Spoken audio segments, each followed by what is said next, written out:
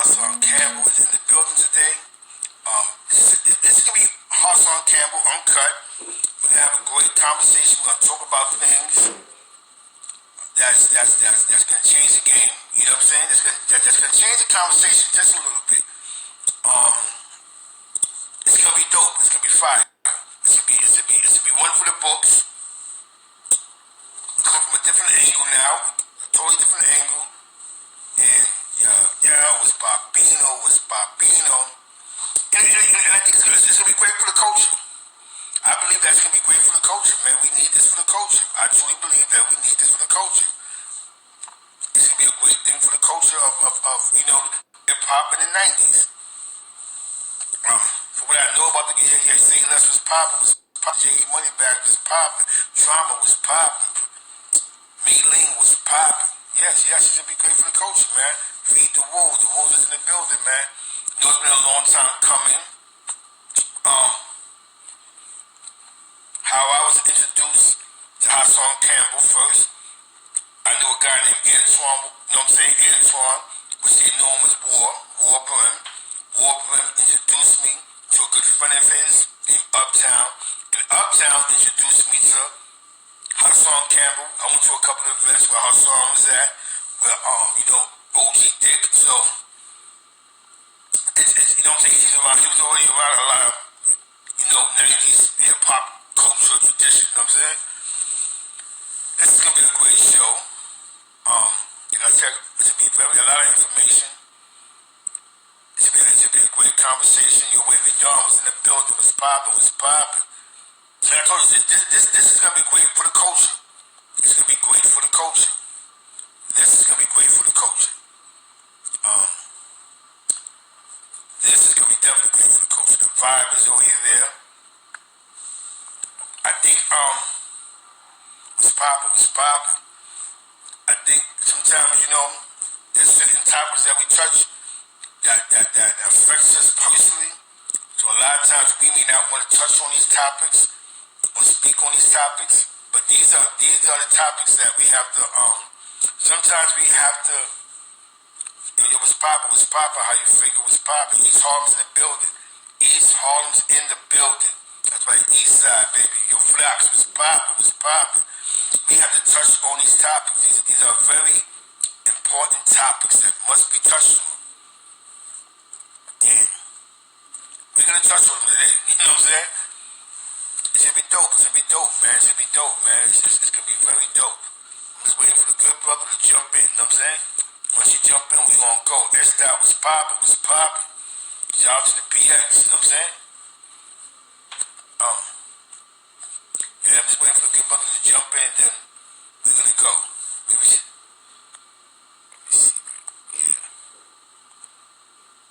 Yeah, definitely. S-Dot is in the building, man. So, you know what I'm saying? It's all love, man. You know what I'm saying? We're bringing in 220 in good spirits. 220, we're bringing 220 in good spirits.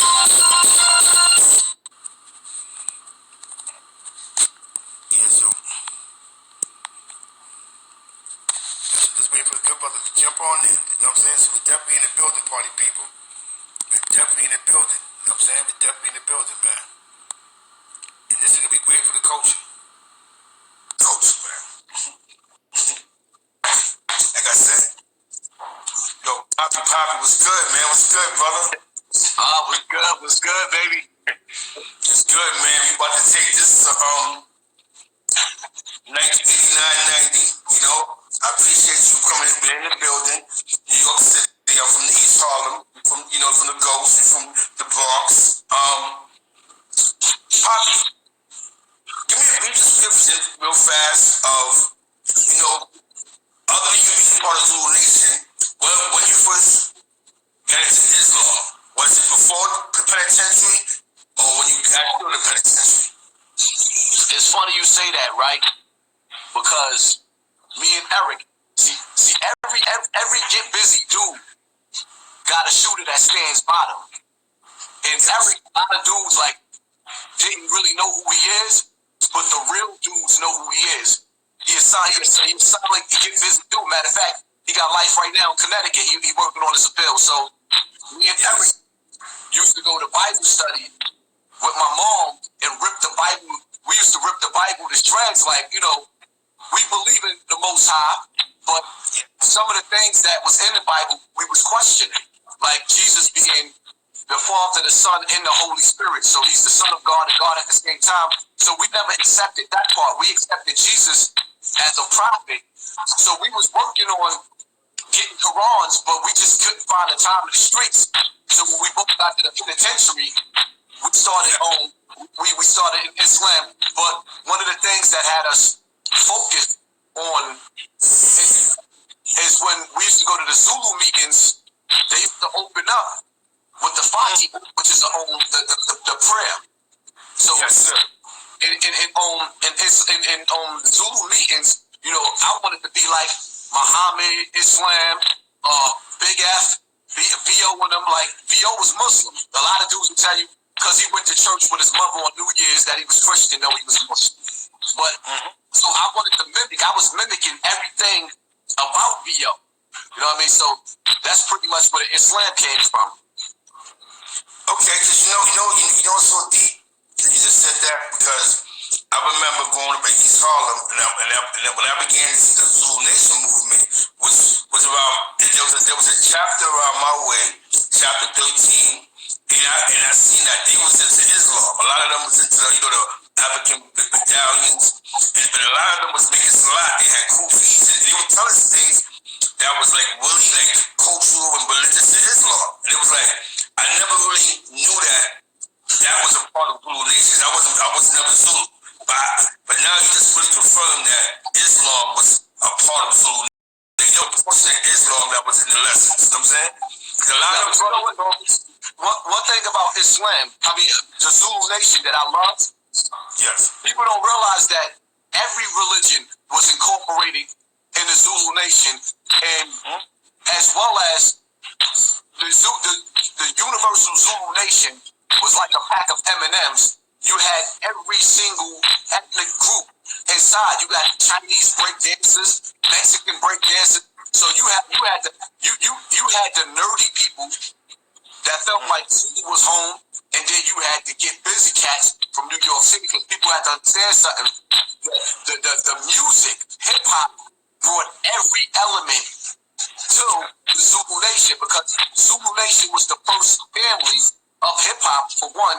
For two, then when you got to sit back and analyze too, though, now what Africa Bambaataa did, he took every game that there was and converted them to the Zulu Nation. So the Zulu Nation was, dudes don't understand, when they talk about BAM, they don't understand how powerful the first family of hip hop that had incorporated every gang that there was in New York to be in the first family. They don't understand the power behind that. So Zulu Nation is strong. Yeah, it's funny. You know what? And me growing up in East Harlem, actually in the beginning of East Harlem, Spanish Harlem, I grew up on I moved to 99th Street. So like 100 feet between first and second, they had a Zulu Nation presence. A couple of these guys that we just the goons in our hood, they was all Zulu, like Buzzy, Papo, Coco, Shay Slay, Poodle. These are Zulu Nation members, you know what I'm saying? So I remember growing up seeing this, that they brought together the culture from breakdancers to b-boys, you know what I'm saying? So I definitely remember that point in time. I remember everybody used to say the capital of hip hop was Bronx River. I remember it. Bronx River Project. That's where it's at. When you go to Bronx River, that's where you're gonna see hip hop at. You know what I'm saying? That was the palace. How was you growing up in Bronx River Projects, knowing that, you know,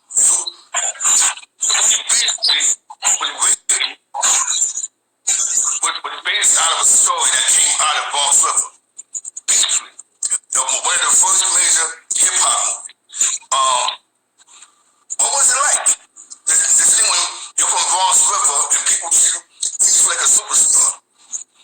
See, Bronx River, growing up in Bronx River, Because, for one, if you didn't live in Bronx River, you really, literally couldn't come through Bronx River at all. But at the same time, even living in Bronx River, when my mom used to send me outside to go get a pack of cigarettes or go get some milk, I literally had to fight going from my building down the hill. You could not go down that hill. It was real. And see, one thing about Bronx River, my building, 1455, stood alone. That building was like it was like we lived in the projects, but we wasn't the projects. That's how the projects treated us. So now, after the older generation of the violators, because people don't understand, Chris Lighty, the violators, for those of us who know who Chris Lighty is and what he did for hip-hop, the violators came from my building. Big Chris, Rodney, Jerry, those were the heavy hitters. But when I say the heavy hitters, anybody and everybody that had a fight with Jerry took an L. You know what I mean? When dudes be sitting up there bragging, that's another thing about Bronx River too. I would take Bronx River, and I would say Bronxdale too, and I would take Bronx River and Bronxdale and any projects in New York City of anybody against the world, and you're not gonna beat them. You couldn't beat our fighters. Bronx River and Bronxdale, you couldn't beat them. You wasn't gonna beat them. So it was like after the older dudes left the building, the younger dudes had to fend for themselves, because the older dudes that was before our time, they had to fend for themselves. They had to make a name. So now me coming outside in Bronx River, I had to make a name for myself. I went from getting jumped every other day, calling me Pissy Poppy. That's Pissy Poppy right there, because I used to pee in the bag. And you know what I mean? And it went from me being the nice little kid that liked to play the video games to, you know what I mean? Now I'm coming outside with butcher knives and chains and everything. And once I got that tool in my hand, it was like, y'all can't hurt me no more, man. I grabbed my respect. You know what I mean? People that's on the internet, they see me, all they see is the blogger. But dudes like you and other dudes in the street that's bumped into me in the street, they know, like, hold up, this is a whole completely different animal in the street. And you know what's so deep, man, because you grew up in a place where, like you said, shout out to Bronxdale, you know, that whole Bronx River. I remember, like, that was the no-fly zone. If you wasn't from there, you couldn't go there. Even after, you know, when the crack ever kicked in, it was still like the no-fly zone. It was like, we're not breakdancing as much no more. But by that time, breakdance was international. And rapping was growing. Because people don't even know that, going back to something, Jazzy J played a major part to hip-hop, and I believe you grew up with Jazzy J. And you grew up under him, right? DJ Jazzy J? Jazzy J, yeah. As a matter of fact, Jazzy lived in the next building from me. And Jazzy had a brother named Con Ed. Con Ed fist was like this. One fist was like this. Con Ed was a heavy hitter. One day Jerry and Con Ed had a fight, man. That was an epic fight, because nobody could beat Con Ed neither. That was an epic fight right there. Con Ed would be fighting like 5 or 6 dudes at a time. And him and Jerry was out there fighting for like a whole hour down to their knees. They was getting it in. But yeah, that's Jazzy brother. Jazzy played a big part in hip hop. You know, Bronx River in general did. Like, Bronx River don't get the props. You don't really hear about Bronx River getting the props that it's supposed to get, especially when it comes to hip hop. Not to take nothing away from Kool Herc, because he is the godfather of hip hop, but nevertheless, Bam is too. And hip hop would not be what it is today without you. And you can't take that away from the Zulu Nation. You can't take it away. Hip hop would not be there. It's like Bronx River. Everybody, when you went outside of Bronx River, you seen L.J., you seen Ice-T, you seen Queen Latifah. I mean, people don't even understand. I tried to rob Queen Latifah. She was in front of my building. She was on a motorcycle too. She pulled up on a motorcycle, right? So she in front of my building. She's looking for Ben. She came to the wrong side of the project. And I was trying to creep up on her, and I guess she seen the hunger in me, and she skirted off on that bike. I ain't get her. So she blew it up out of there. Come outside. Back in the days, I remember I got into a little conflict with Fat Joe in the project. I was a little kid. You know what I mean? He was walking through with his crew. They was coming to a party in the center. I was coming out. They was coming in. I'm staring them down. I'm a little kid to this dude. He looking at me like, who the hell is you? They back out, we back out. Bam come running out of the center. I don't even know if Fat Joe even remember that. Bam come running out the center like, ho. Me and Eric was together in my little circle. So yeah, shout out to Fat Joe. You can see everybody. King Son. I remember when King Son and them had that little situation with what's the other group? The other pro-black group. What's the name of the group name again? Righteous Teachers? No, you've been protected by the red, the black. Oh, X-Clan. X-Clan. Yeah. X-Clan. Yeah, so you know, you see X-Clan coming through the hood. You see everybody coming through the hood. Bronx River, Bam had everybody in Bronx River. So that when you come out in the weekend, everybody had their boom box outside, or they had the turntables outside, and Bronx River was the party. You had to go through the center. Coming to the center, you come in and get robbed going through the, you know, after you get patted down, you get robbed, but you still wouldn't get a party. They let you come in, but you get robbed going out. It was real out there. Bronx River was the illest place to live because at any given day it was always a party. It was always something going on. Bronx River was the most lit place on this planet. And you know what's so deep what you just said right there, right? I remember in 1979, I moved from Queens to 117th Street, First and Second Avenue. And they had on the news about a guy named African Bambaataa that was putting together a situation with Zulu Nation. And how he put the elements together, breakdancing, graffiti, all that, you know, all the elements. And who would have thought that a guy who had a plan and an idea would have turned into a multi-trillion-dollar industry? Because he definitely had the first hip-hop movement. When Zulu moved, hip-hop moved with Zulu. You know what I'm saying? And for me, growing up in East Harlem, I remember crews like Down Boys. Most of the Down Boys became Zulu Nation. Any house committees. When you said when you put the gangs together, I remember some of them becoming Zulu Nation.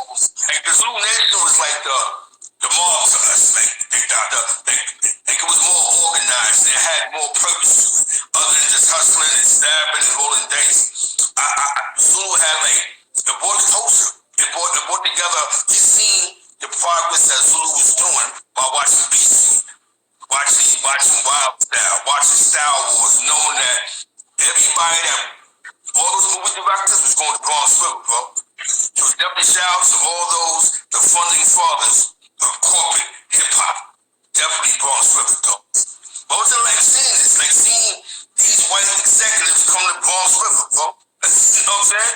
What was that like? What was that experience like knowing that you can make out the projects by seeing this? Seeing a bunch of guys that was sick of kids, murderers, turning into music executives, businessmen.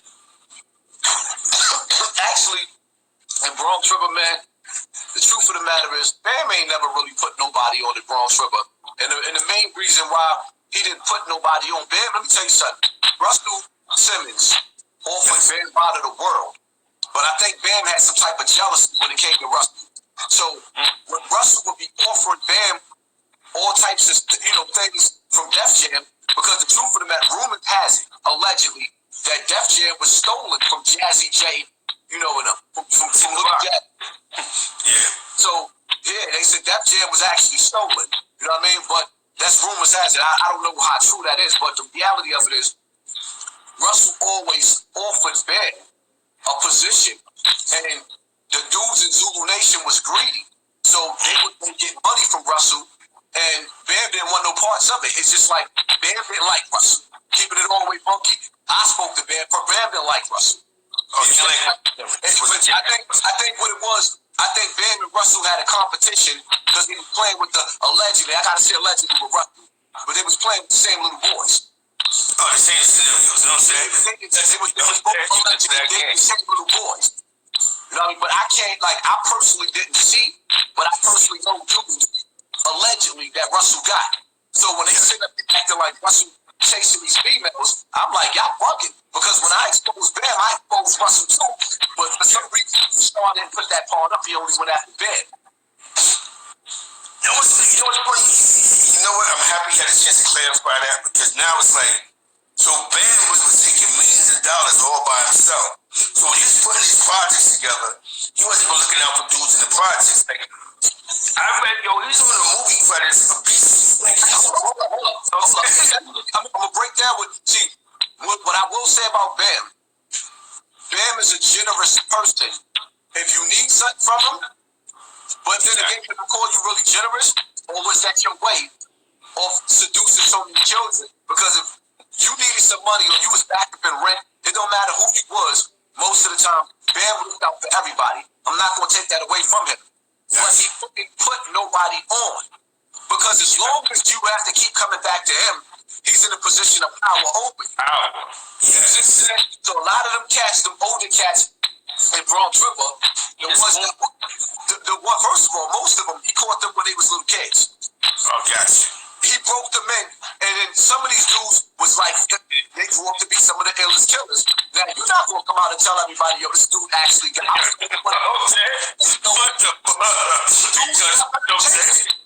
Yeah. And see, the people, a lot of the people that watch me don't understand that one of the reasons why I became so big is because first and foremost, you got to understand something. Bronx River is a project. So automatically, a whole project, Bronx River, Soundview, Bronxdale, Monroe, Lambert, there's people that know me all over the Bronx. So automatically, I was going to have a following. People to hear, they like, hold up.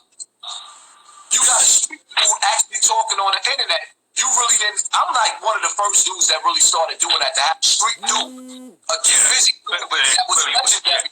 Because these dudes try to paint a picture like I'm a weak dude, but you and I both know. So now you got a legendary dude that's actually on the internet. Yeah. And the thing about it too is, it's like you got this new era where these cats that they feel like gangsterism started with the Bloods and the Crips in New York. Nah, there was a point where you had to make a name for yourself by yourself. And see, exactly. Exactly, you're right. Exactly. You had to make a name, you had to make a name for yourself. And like a lot of these cats don't understand, like I come from an era where even though everybody had their own crew, you had to make a name for yourself. Now everybody's in the same gang. That's what made New York whack. Because before it was competition, you had to go from corner to corner. It was a different crew. From building to building, it was a different crew. When we merged into the gangs of the West Coast, no disrespect to them, we took away the get busy aspect out of New York, where you had to get busy because everybody wasn't down with the same gang. So now you had to make your name ring. Like people gotta understand, like Sex Money Murder was a crew before it was a blood set. And that crew right there made their name ring. Zulu Nation had many different crews in it. They made their name ring. You had to make your own name. Now these dudes right here, anybody could just join a set and throw their name out there. They just the illest killers in the world and they ain't never even been through nothing. Like people gotta understand something. Even with a lot of these cats that's coming home from jail doing 10 to 20 years, like they gotta understand something. When you did 20 years in a box, you were safe. When a dude did 20 years in the streets, there was no safety out here. I survived the 90s. Surviving the 90s, I survived the crack era. Dude was in jail, locked in 23 and 1. And even though you had to get busy here and there, whatever the case may be, it was a totally different animal surviving in the 90s, especially in Bronx. And that's what these dudes got to understand. So when you sitting up there, you thinking that it's a game. I be looking at these cats on the internet, and they be acting like, when I see you, when you see me, you better understand something. I return fire. When you let yours go, I'm gonna let mine go. I'm just joking, police. I'm just joking, YouTube. I'm just joking, IG. I'm gonna let mine go too. See what I'm saying? You ain't gonna just be the only one. You think you just gonna walk up to a dude of my character, my caliber, and have your way with me? See, I realize when you watch boxing, right? When you watching boxing, a 30-year-old boxer is considered to be washed up. So I know I only got one good round left in me. I got one good round left in me, but I'm not going to let you hurt me. So I'm coming with everything I got to come with. And coming from New York, man, I survived an era with dudes like baby. B.O. You know what I'm saying? Dudes got to understand something. Killer Ben from Brooklyn. He was murdered, right? Hamo. Shout out to me and Yusuf. It's a fact. Hamo, the dude that hit 50 Cent, was an ill, get busy dude. I come from an era where even the killers get killed. I come from an era, in order to be a killer, you don't just kill somebody that didn't have a gun. Hit a killer, be a killer. You had to hit a killer to be a killer. Because if you just shot somebody and killed somebody, nigga, you was an accident murderer. It didn't matter where we came from. I survived the 90s. And people got to understand something, right? When they call me Baby B.O., they got to understand who B.O. was. That's the whole key to it. This was the dude. B.O. was one of the strongest entities in New York, and he had beat. Man, dudes got to understand something. When B.O. got hit up by Twin from Sex Money Murder, may he rest in peace. Both of them, may they both rest in peace. Dudes got to understand something. That wasn't the first time B.O. got shot. B.O. had enemies, and he was a giant. B.O. was the dude that had the industry in the chokehold in Puff Daddy's pocket. B.O. was extorting Puff. B.O. was extorting all of the rappers. Bingo. B.O. was the only dude that I've seen to this day that could get in every club. B.O. could get in every club without being searched and get in with his gun. That's what made him so dangerous, and nobody could figure out how he was able to do it. Because B.O. would find out who the bouncers was, the head of security, find out where they live, and press them at where they play, their residence, and let them know when I get there, I better be good. Because now he done approach you at your house. Right. So all that getting tough with your security, while you got your security at the club, he already broke these dudes in. B.O. got in every club with the guns. Yeah, that's a fact, bro. You know what's crazy? I'm from Spanish Harlem. Shout out to my man Yusuf.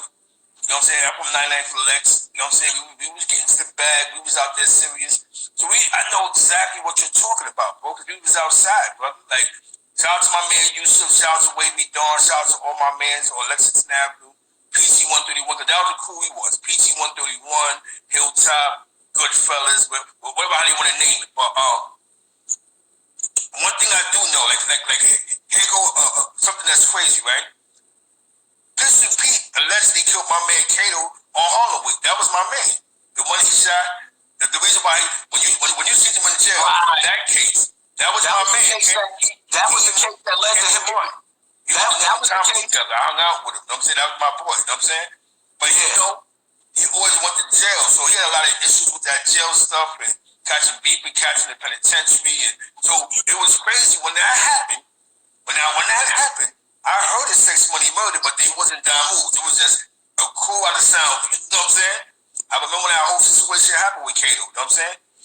And like that was my man. Like we was real cool. Like we went to school together. Went to Norman Thomas.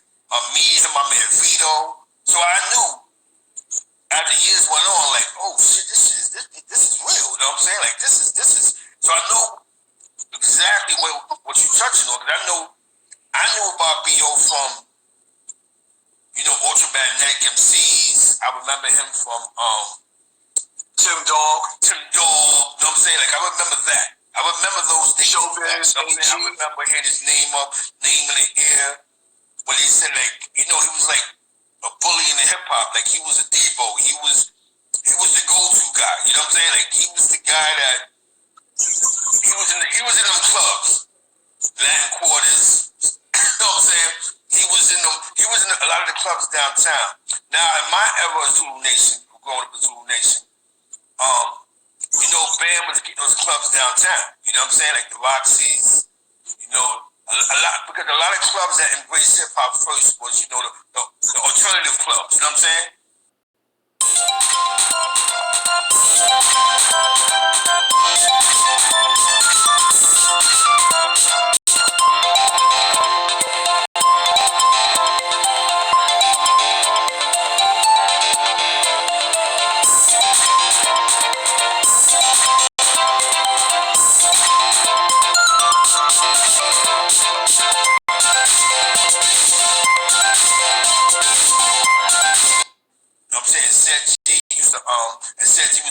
production. And I remember that. My man was like, yeah, B.O.'s a goon. You know what I'm saying?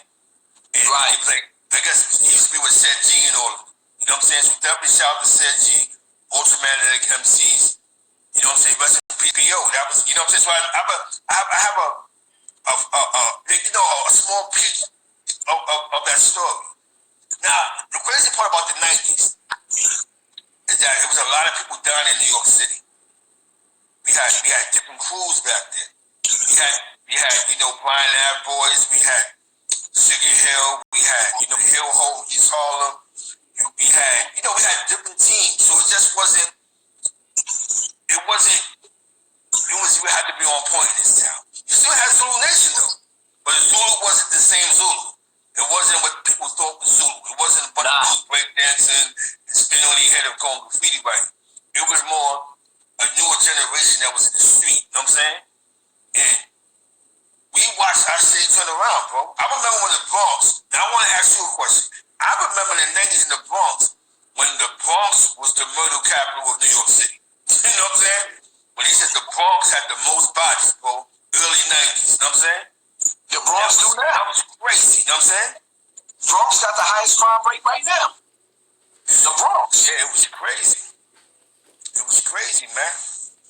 The 90s, the 90s, these young boys that's running around right now, man, they don't understand. And I be even with Bronx River, the dudes that's in Bronx River right now, I be laughing at these little dudes that really think they hard because they living under cameras right now. In our era, if those cameras wasn't up, the streets would be totally different because first of all, when dudes would wake up on the wrong side of the bed, somebody would get shot. Bronx River is totally different now. Not to say that some of the younger brothers out there don't get busy. It's just not, it will never compare to the early 90s or how dangerous it was. Bronx River raised soldiers. Now these little dudes, man, I mean, everybody's willing to get in the car, but everybody ain't willing to do the bit. Right. And then some of these cats now, like, period, all through New York, man.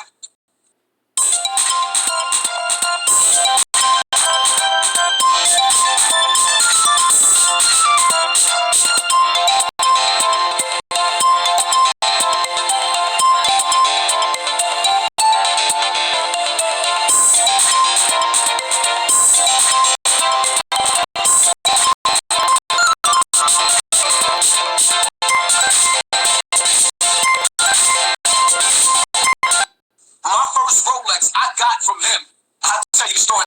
We was at the gas station in Rosedale. It was funny, right? We was looking for some cats that was moving bricks that was shitting on his name. So they was shitting on him so he couldn't move his shit. So what happened was, he comes and get me. A lot of dudes don't know. X had different crews. I told X a long time ago when I came home, I said, yo, son, when it's on, don't come get me with nobody else. It's just me and you. That's the agreement. So when you see him with shout out to B and all the other brothers, Ali Mo and all the other brothers that used to run with him, I made it clear to him, like, if me and you got something we gonna handle, it's just me and you. I don't want nobody else with. That's how I move. Like, these dudes be rolling 20 and 30 deep. Like, nah. So me and X, we were supposed to be going to Steppins. That's the same restaurant I was at with the cat Derek Williams that I smacked, the mom that I smacked. So anyway, we stopped at Rosedale gas station to get some gas. And as we at the gas station, the dudes that X is looking for is pumping gas. So now we pull up, jump out the car. We ain't even expecting that. Back out. I got the drop. It's like 4 or 5 of them. The main dude. So I'm holding down the rest of them while X is going sick on this other dude. First we pat these things down. Ain't nobody had nothing on them. They start taking their jewelry off. Start pulling their jewelry off. I got that Rolex off homeboy arm. Is what it is, man. The statute of limitation is up us. I don't think they tell it. Got that Rolex off. They gas station. I'm happy. I'm happy. I was dumb happy. I was a stick-up kid. A lot of people don't understand that I used to be a stick-up kid.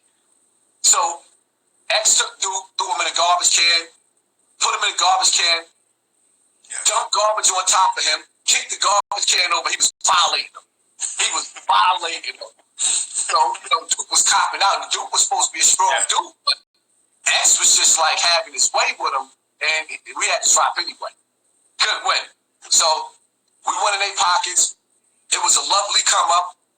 Later on, I ended up selling my Rolex to Terrence, long arm Terrence. For dudes that know, you know what I mean? Shout out to Terrence. Shout out to my whole little circle. People don't even understand. Terrence got 25, but they don't understand who the one that turned Terrence out. I remember the first time we got into a little incident. We had a beef, and I'm getting busy, and I'm looking at Terrence. I'm like, nigga, bust. He started busting. From that day forth, Terrence turned to a monster. He used to be out there on 183rd. Rock the nigga that's from 183rd. Bronx River, yeah. Bronx River had 183rd on lock too. Terrence had that little area over there on lock. He bodied one of them cats over there. He up north. It ain't no dry snitching because the nigga locked up. He got time. He got 25 to life in jail. You know what I mean? So it is what it is. Everybody know the story. Everybody already know. BX, man, give you BX in the 90s. I come from an era where you had to get busy. Like these cats don't it's a tough. First of all, the caliber of dudes of then are not the same as now. Like people don't even understand that. Like you like to survive to live in the Bronx, man. It was like either you was going to take the long way to go to the store, or you was going to walk through the fire. And a lot of these cats ain't been battle tested because you don't really know when you in the beef until you feel that pressure coming back. When you walk out the building and dudes is blazing at you and you got to run back in and regroup, like, all right, he got that one.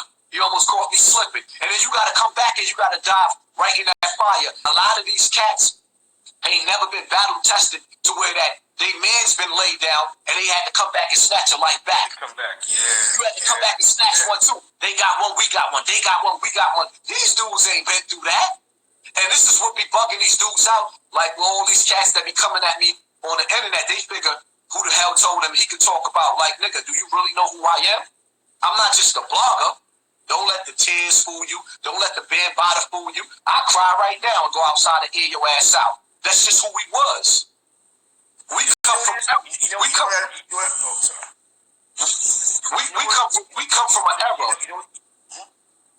from an era, the 90s. The 90s, but I'm gonna tell you something. We on our way back to the 90s. The only difference is the cameras is just gonna eliminate you. They're gonna eliminate you. We come from an era where some of the illest killers was killed. Yeah. We come from an era where people don't understand something, right? Let's sit back and analyze when Pistol Pete went to jail. What made him become Blood? He already had his own crew. Why people don't ask questions? If Pete then become Blood, sooner or later, he was going to be tested by the Bloods. No debate.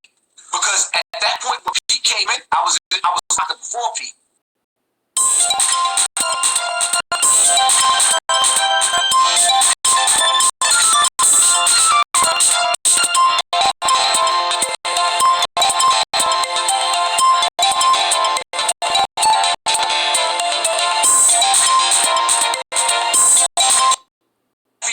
Hannibal Ali from Crazy Joe. A lot of people don't know him as Hannibal. Crazy Joe. Everybody was there. I put the pressure on Pete on C73. I just turned the Delts in C74 with the C73. Pete was coming from court. Back Pete down. Back them down. See, in jail, people got to understand something. There's a difference when you got a gun in the street and you got a gun in jail. But what happened was after me and Pete spoke, we came to an understanding about the shit that happened with B.O. It was Pete that pulled that trigger, and Pete said to me he had nothing to do with it, even though there was a strong beef for years. It wasn't him, it was my brother-in-law, the twin. My baby mother's brother killed my right-hand man. So after that, I got it on. It's crazy because if you speak to Up, he'll tell you, I got it on with a Jamaican dude. I got it on with a Jamaican dude. This is how me. Let me tell you how me and Pete squashed the beef. This is how the beef squashed with me and Pete. Like, I got it on with a Jamaican dude. He was supplying the whole. Yes. He was supplying the whole jail with weed. He was getting it on with a Muslim dude. That was my little man. He just took his shahada because of me, and I was like big on a little dude named Nitty. So I come in the house, they getting it on. So I tore the nigga up. Yeah. When I tore him up, I broke his shoulder with the scrub brush. They took him up out of there, took him and Nitty up out of there, because I moved slick. See, some dudes like to get caught and go to the box. I tore the nigga up. Nobody seen me do it. So when I broke his shoulder, when I broke his shoulder, him and Nitty was still getting it on. Yeah. I moved to the side, like I ain't have nothing to do with it. They gave Nitty the advantage because Duke was handling him a little something. Yeah. COs came in, snatched him out. When Duke came back to the house to get his clothes with the captains, the first thing he said was, him did it, just like that. So everybody looked like, wow, I'm looking stupid. So they called me out. The other side of my house, all the dudes over there was like, yo, who got it on with Dread? I said, I did. They said, meet us in the yard. We gonna get it on in the yard, man. We gonna get it on in the yard. The next morning, I goes to the yard. And I'm out there ready to get busy in the yard. Everybody was mad because Duke was hitting everybody in the jail. So when I comes to the yard, I'm standing out there dolo by myself, ready to get it on. Yeah. Nobody else was in the yard with me but me. Who comes to the yard? Pistol comes to the yard. He got his ox, I got mine. The nigga, I'm looking at first, I'm like, all right, I mean, what type of time we on? Pistol stood side by side with me, back to back. Like, yo, we going all out together. That was the real, that was right there. Me and Pistol outside the yard. That's how me and Pistol squashed that beef. And when they seen me and Pistol together, they was like, yo, Duke ratted on you. You know what I mean? He was foul for that, so we can't. And you and I, y'all niggas, y'all see, niggas is ready to get on. But you thought you was gonna bluff a nigga out? So that's how me and Pistol got real tight. That's dope. Pistol got caught with razors. He ended up going to the box. He tried what he tried to do was he had a bag full of razors. He tried to bail himself out. He didn't want to go to the box, so he tried to give the COs more razors to get out of it. But when they realized who he was, usually that would work. They didn't let him. They put him in the box. So that he went to the box. I went to the box. But Pistol bailed out for 2 weeks. After he beat the body and he blew to the gun, he went home for 2 weeks. Then he came back. He came back. He told me when he came back, he spent that time with his son. Now, people don't understand. One of the reasons why Pistol was hard to defeat too was because nobody knew what the nigga looked like. His name was ringing, but dudes didn't know what he looked like. They didn't know what Pete looked like. So he was like, when he came home, he had every FBI, DEA agent all over him, just watching him. So he stayed in the house for that 2 weeks that he was home. He came back to Rikers Island, and we both was in the box. So we used to talk out of the cell and go to the yard together until he got moved, until I got moved. So that's pretty much what it was. But dudes got to understand something. We come from an era where you had to get busy, but even still, people don't ask the question. Back to where I was at. If Pete did not become blood, if he did not send them hits from jail to get all the time in the box, Pete would eventually have to face some of the dudes that ran with BO in jail. And what people got to understand, in jail, you do not have no gun.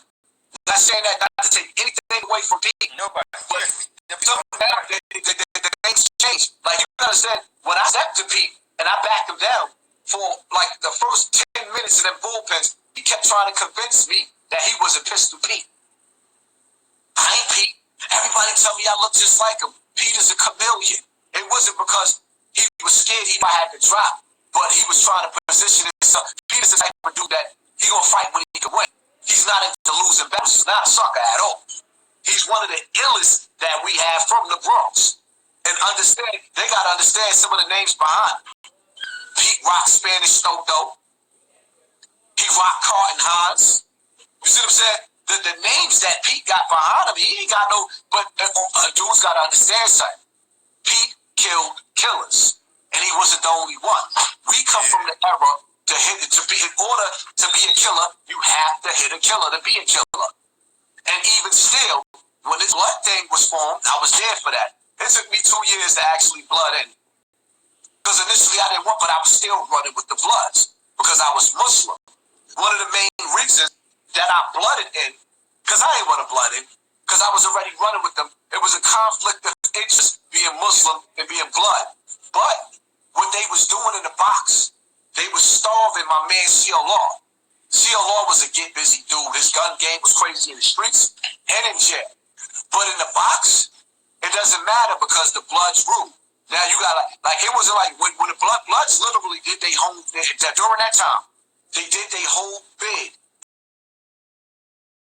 And because as soon as they went to court, dudes would rip.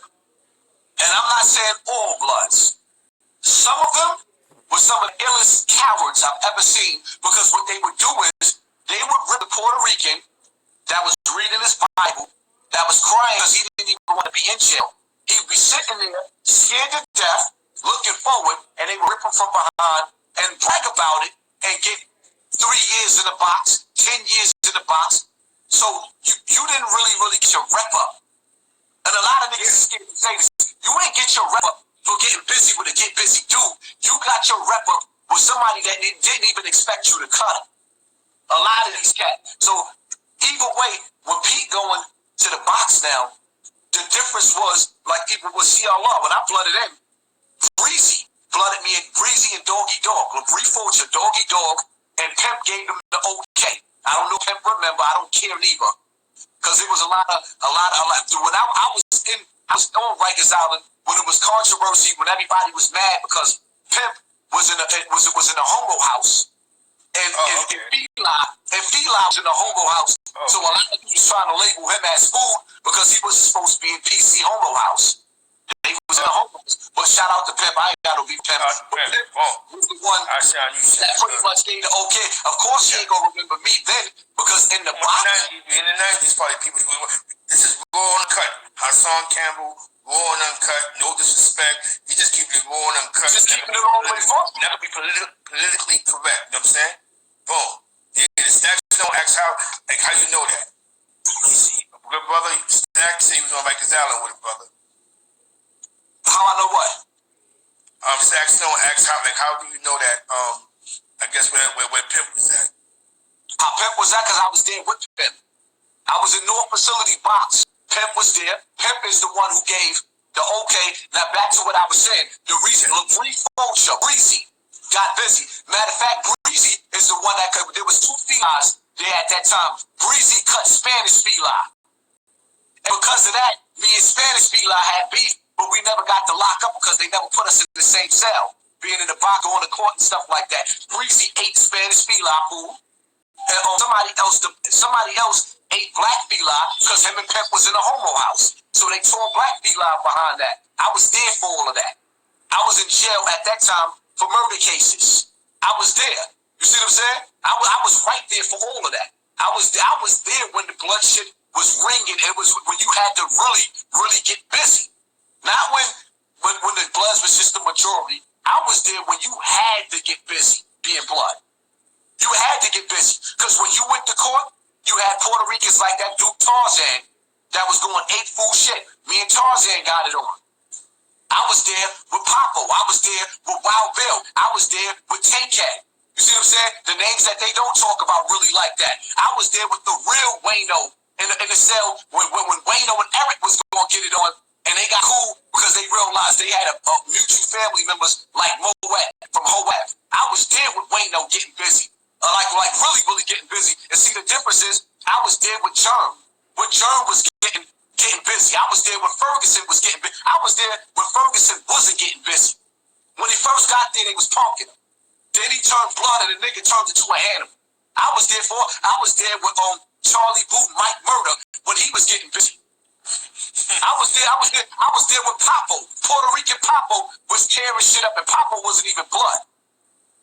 I was there getting it on. Me and Papa Jock was gonna get it on. Papo stopped that. Me and Papa Jock. I was in the box when S.I. and Benji got it on. the CEOs locked SI and Benji out, and SI and Benji got it on in C-74, got it on. I was there for that. So when dudes be sitting up there acting like I ain't who I am, I don't have to prove who I am. I know for a fact, none of y'all dudes don't busy like me. I know for a fact, y'all gotta understand something, man. When B.O. came and recruited me, you know why B.O. came and recruited me?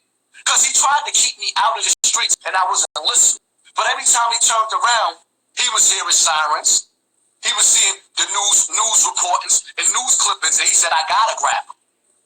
I come from the era where, every shooter in New York City called me for beef in the early 90s. So when these dudes be sitting up there talking what they be talking, I be laughing like, yo, y'all think, so you think because I'm blogging that I ain't who I am? That's part of the reason why I got the following that I have. It's because my name was already, right? Let me make a point right here.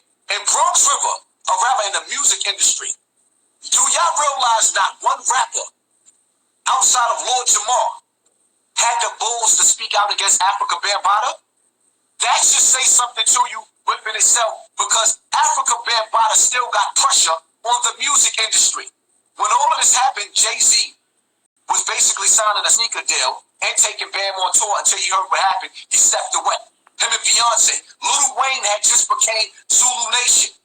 Dudes don't understand. Ice Cube got saved from NWA. Downtown and Midtown, where they ran down, and B.O. brought Ice Cube back to Bronx River, had him chilling in the projects after he got his life saved. So that's why Ice Cube is Zulu Nation. Ice-T is part of the Zulu Nation. Ice-T is Zulu. You see pictures with me and Ice-T together. You see pictures with me and Trench together. Trench is Zulu Nation. Damn near everybody runs with Bam. Nobody was bold enough to call Bam out or say anything about him. You know why? Because they know behind the scenes, you still got some thorough dudes that's still in the Zulu Nation that's getting money. And people ask, if they so thorough, why they didn't do nothing about B.O. death? Because they hated him. They envied him. He had to get out of the way for some of these other dudes to be the man. I come from an era of get busy dudes. Like I said, man, all these dudes that act like they got a name, man. Y'all got y'all name up. No disrespect to none of y'all. But in the streets, if you was in the streets, around X, around B.O., around Pete, around Trevor, around the names that I came up with, y'all niggas wouldn't be nothing. Sorry to hurt your feelings. I'm just keeping it all the way funky. There's a difference between being in a penitentiary and being in these streets. Some of these cats ain't spending enough time in these streets to show their teeth. You committed a crime and went to jail. You ain't really been out here to mingle with the wolves like that. It's a totally different ball game. And see, in these streets, it ain't all about, like, if it was in the port where I come from, in the era I come from, yeah, you ain't shit without your homeboy. Some of these cats ain't shit without their clique. I come from an era where you had to make your name. When Marlo said, my name is my name. When Marlo said in the wire, my name is my name. My name is my name. That's why when you see me calling dudes out like Gully, he running his mouth. But when I call him out and I say, all right, we gonna get it on, Gully, he don't want to. Gully ain't want to get it on. When I sat up there and I called, what's that other dude named King Erno? I told him straight up, hit my phone, one-on-one. So we ain't gotta pull nobody in this. We gonna meet up, me and you. One of us ain't leaving. He ain't want that beef. But he's supposed to be one of the ill niggas from Philly. It's a totally different ball game. Don't come with your clique. Meet up with me one-on-one. Don't let the Derek Williams situation where nigga drunk and smacking a little soft mark fool you. When I come out to play, I come out to play. I'm prepared to do that penitentiary time alone, without a clique. And I'm prepared to do that shit in the street alone. When you ran into me, and you was talking about that on the phone, when you ran it, you tell a story about who you seen me with and how it went down and how the gangsters act when they see me out before I was on YouTube. Tell a story. You tell it. Let them hear it from your mouth. Yeah, it's a fact. I mean, I met you out to Uptown. Like I told you, I met War introduced you to Uptown introduced you to you. So Uptown, like, yo, come to this club called Harlem Nights on the west side. Pull up, see black. So we pull up. So at that time, Uptown was around, around the best style. These fools right here about that OG the moment. NFL, lifestyle, and same gang and the rest of them, they all was out there. Being out with the cars. You thought it was 88 at Willie Burgers. The way the cars I'm at the bar. Poppy at the bar just chilling, but he was just sitting at the bar. All these gangsters that's come home from the feds, they all come home. They all walk up to him like, yo, what's up, man? How you doing? Hugging him like, yo, man, this is my man right here. They telling me the story like, yo, I was in the pen with him, or we was uptown. Yo, this is a official cat. So I'm sitting there going, oh, like they was one guy walked from his girl and walked straight to Hassan. Like, yo, what's up, man? Yo, it's good seeing you, bro. I just came home. And these are the dudes that y'all look up to. Talking about NFL cats. We're talking about Best Out. We're talking about Linsmore. These are the dudes that was looking at him. So I'm sitting there, I'm uptown. I'm like, nah, son, hold on, see. You know what I'm saying? This the dude, man, you understand? Poppy, this is Poppy right here, bro. They know him. You know what I'm saying? Poppy, but boom, they broke it down to me like, oh, okay.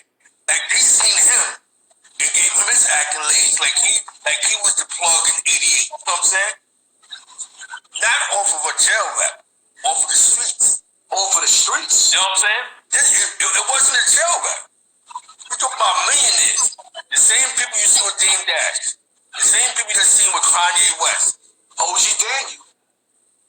These are the people that I see when I met Hassan. Shout out to OG Daniel. That's the one that Dame Dash said is his OG. OG been around for a minute. Son Terror. Shout out to Luch. So it comes to like, you know, me being from East Harlem, and I see dudes that get those type of accolades. There's a reason why. I mean, it's official about them. Because I'm gonna be honest with you, a lot of money cats don't care about dudes jail reps. That jail rep shit, the jail rep shit, it keep you in a circle when you went to jail. But it's all about who you was before you went to jail, because everybody didn't go to jail. Let me tell you something, man. Let me tell you something, man. Let me tell you something, right? You know what I'm saying? You was back. We know who you are. We know what type of dude you are. I'm not gonna lie to you. He was around a bunch of millionaires. And then there was one guy that was there. I think he was a part of Fetty Wap situation. This guy's a millionaire, bro. Yeah. He's like, yo, Pop, what's up, man? What's going on? Boom, like, oh. Yo. And Pop, you know what happened? He had the dogs. Like, yo, I got some dogs. Boom, he was breathing in that. I think he was breathing at that point in time. Yeah. And it was just like, Uptown needs you that night. Like, he needs you to be with him. You know what I'm saying? Like, because it worked. You know what I'm saying? Like it worked. It was just a good look for him. So, remembering that, I'm like, nah, I said, Hassan, man, he's definitely like, you know, you get around a crystal cats, real recognize real no matter where you go in this world. You know what I'm saying? And I can honestly say that's real. I've seen the real ones. These DVDs you guys watch, Info Minds NFL, you know, y'all talking about Lou Simmons, Linsmore, they're brothers and cousins. It was just bringing to him. He wasn't being a fan. He was coming at him. Yo, what's up, son? What's going on, dog? Good seeing you. You know what I'm saying? And you know what I'm saying? And at that time, they were throwing parties at the spot. So, definitely salute to Hassan Campbell. When you see people get respect like that, that's just a lot about a person. And it's not based on jail reputation. It's who you are before you go to jail. You know what I'm saying? Let me tell you something, right? Dangerous in New York City, bro. They had a dude on Rikers Island, right? Was my man, dude named Shy. He was in the pens. Dizzy had him yapped. Like some Panamanian bloods with dreads. Son was shackled. When he got, every time he went to court after that, he would tear bloods up. When I tell you, we used to be in the pens. Shy, kid named Shy. I don't know. I think he was from the Bronx. He was supposed to be fooled. Nobody don't want to talk about